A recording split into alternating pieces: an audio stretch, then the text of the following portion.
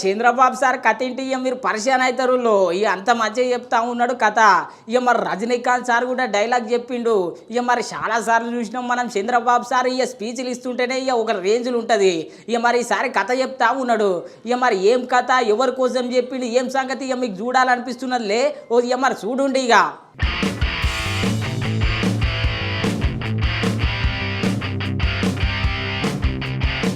Chandrababu sir Jagan సార్ను రోజుకో తీరులు అరుచుకుంటాడు.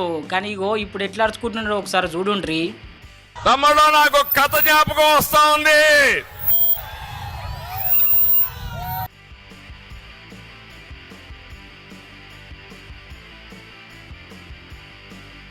ఒక రాజా అనే వ్యక్తి ఎప్పుడు సైకిల్ ఎక్కి తిరిగేవాడు.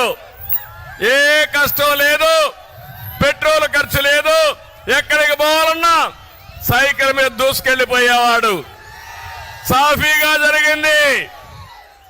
ఒక వ్యక్తి వచ్చాడు, అతను అడిగాడు, నువ్వు నాతో రా, నిన్ను బ్రహ్మాండంగా స్పీడ్గా తీసుకుపోతాను, స్వర్గాన్ని చూపిస్తానన్నాడు. Motor bike ఎక్కించుకున్నాడు. కొంత దూరం పోయాడు, పెట్రోల్ అయిపోయింది, పెట్రోల్ కొట్టించమన్నాడు. అతను అనుకున్నాడు, ఎక్కాము, ఏం చేయాలో తెలియదు, పెట్రోల్ కొట్టించాడు.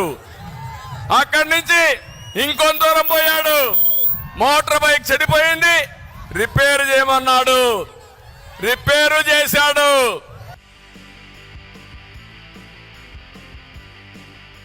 ఇంకొంత దూరం పోయాడు, చీకటి పడింది, మోటార్ బైక్ నిలబెట్టి ఒళ్ళుపై నుండి అన్ని కూడా దోచుకొని పారిపోయాడు.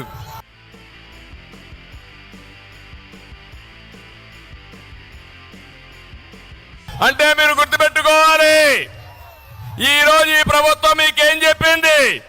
కరెంటు ఛార్జీలు పెంచమని చెప్పారా లేదా? పెట్రోల్ డీజిల్ పెంచమని చెప్పారా లేదా?